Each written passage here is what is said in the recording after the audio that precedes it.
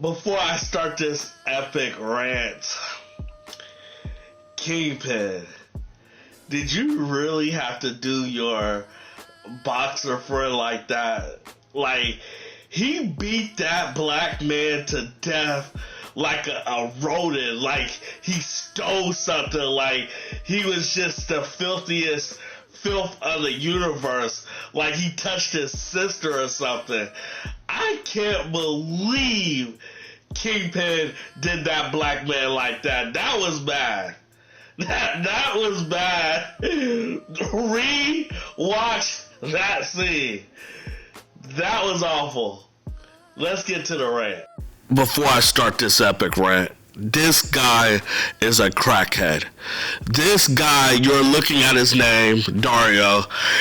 He is Hollywood elite crackhead.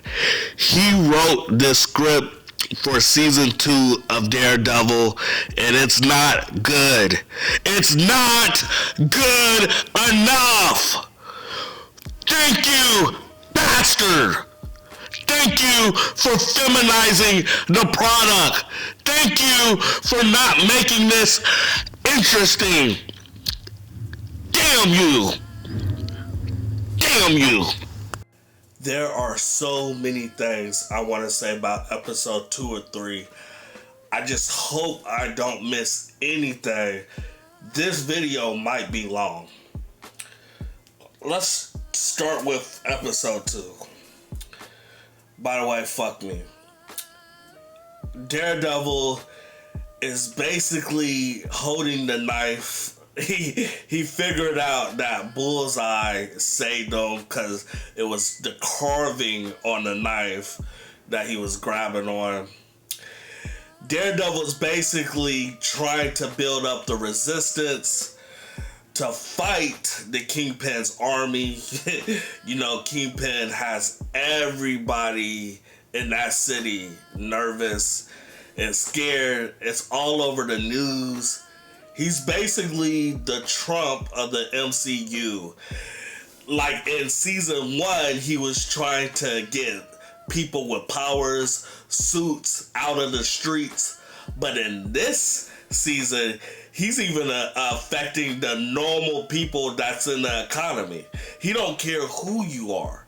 He want to make sure he has a strict curfew. He want to make sure that the city is ran on his time and on his dime, and that's why the resistance is happening, because they don't want Kingpin controlling everything in this city.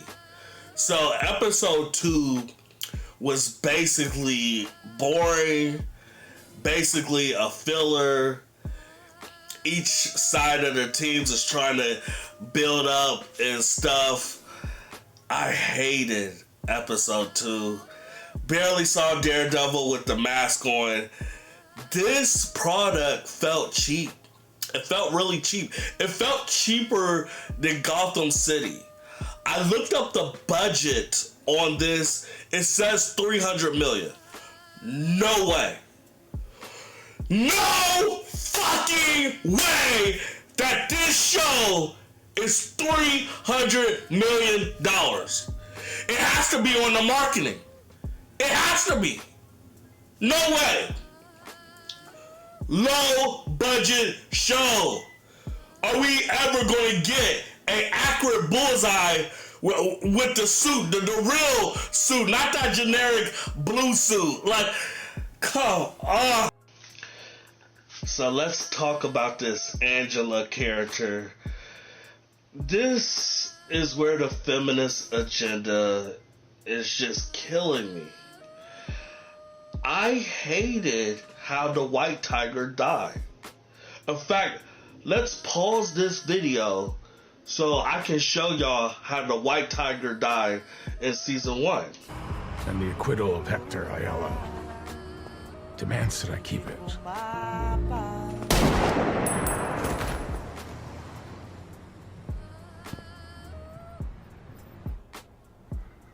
The rule of law must prevail. The White Tiger should have been in this season. It would have made sense to have him be one of the main leads to fight for the Resistance. Not having him, shortening his story in season 1 and not having him in season 2 is blasphemy.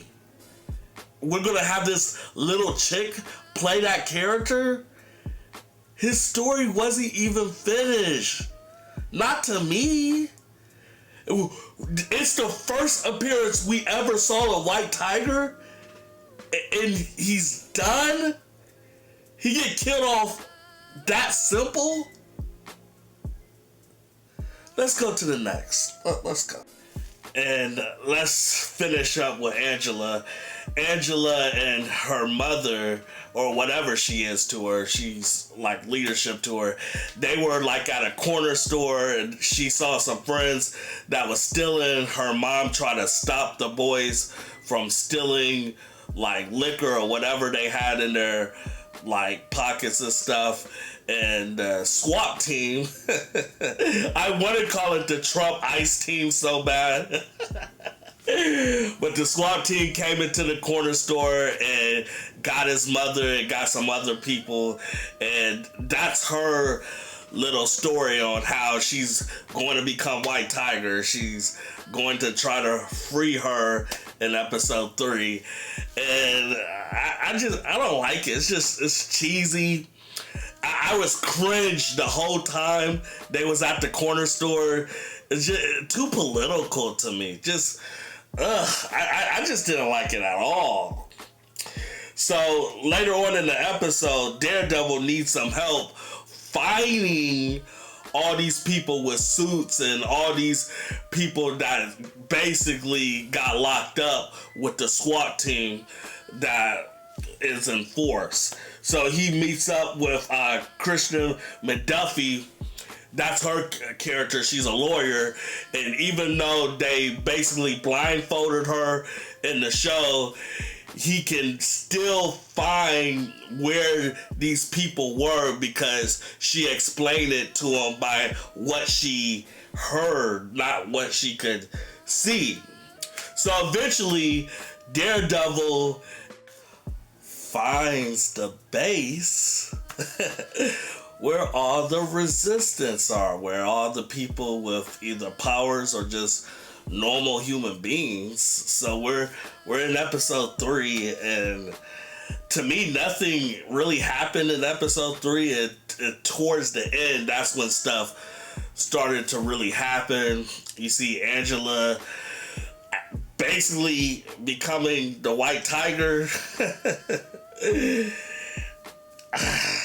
My bad, I'm skipping a bunch of shit in episode 3.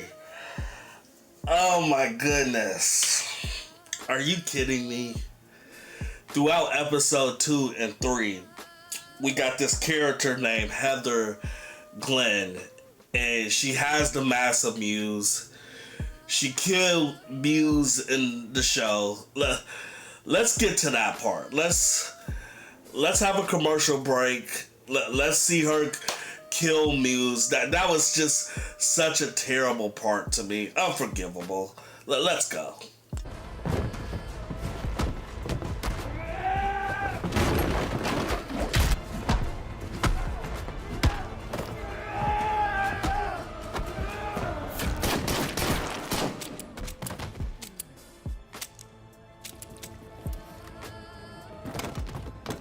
Muse has returned to the Daredevil comics, and here's how. What kicks this off is an art student named Morgan, where Morgan's art professor would start critiquing her artwork. However, Morgan's been hearing a voice inside her head. This voice would be none other than the original Muse. And while Morgan's art professor is talking to her, Muse would convince her that she needs to kill him. She would end up stabbing her professor with a paintbrush. Later in the issue, we would find out that Morgan's soul is in hell. And while there, Muse would tell her that he will make sure that her physical form reaches its true potential. Just then, she would make the alliance and become the new Muse. It's pretty cool that we're getting another form of Muse in the Marvel comics, and this is...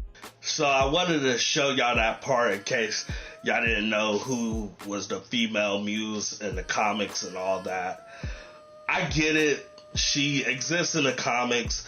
Y'all dorks is gonna tell me, well, it happened in the comic book. You're gonna squeeze your little glasses. I don't care about that. They barely use Muse. Muse, to me, would have been a great character to use throughout this TV show trilogy. They dropped the soap. Why? Because of the feminist agenda.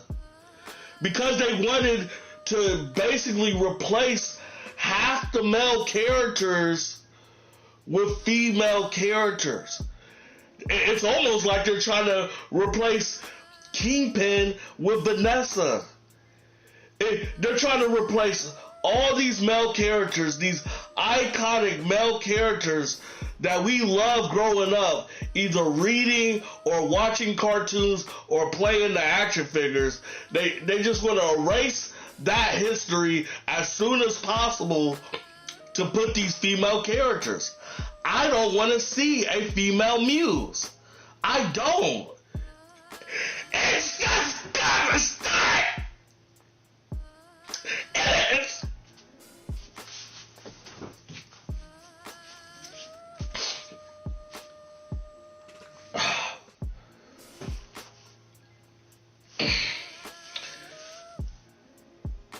I'm trying to hold my manners.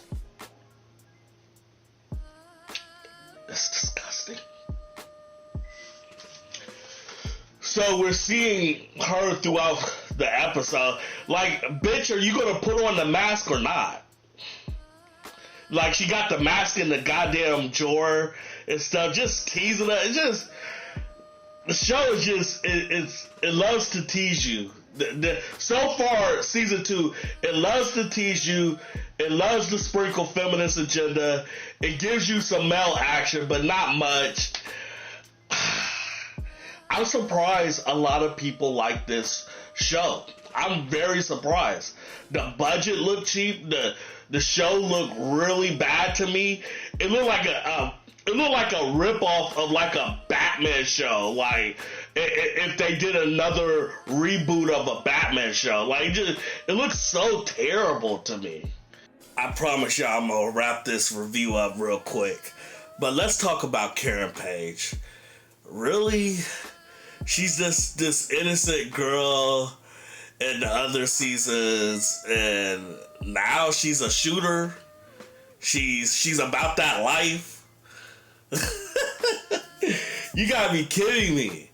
And throughout the 2 episodes, it's like they're trying to tease us that she's gonna be like the Punisher. If she wears on the Punisher shirt and she becomes the new Punisher, I'm out. I would never see another Daredevil episode again as long as Disney owns it. I'm just not going to do it, because now it's Fantasy Island now. Anybody can be anything. Any character can be anything. It's garbage. So it's like she's teasing us that she's the Punisher. She's talking to Matt Murdock saying, hey, we need to kill these people. And she seems darker than she usually is.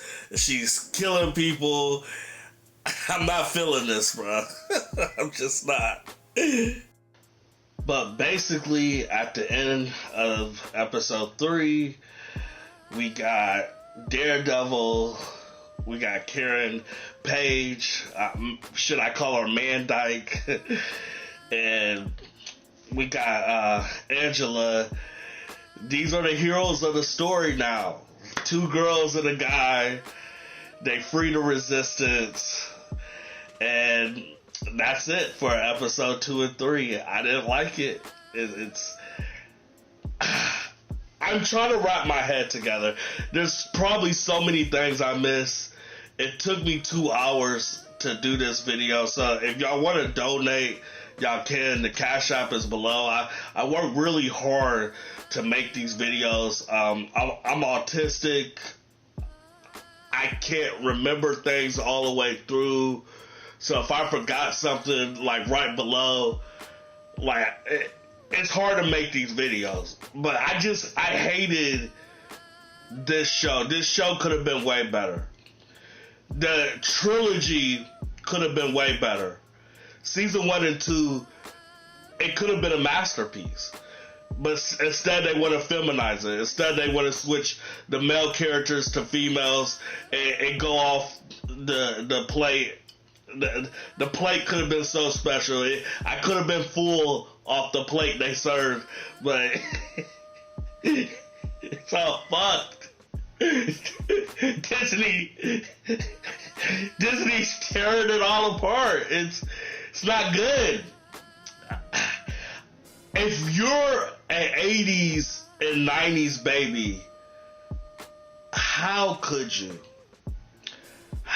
you enjoy this washed down entertainment that we are witnessing? How? Even the bad stuff that came out the 80s and 90s, at least they tried. I'm out.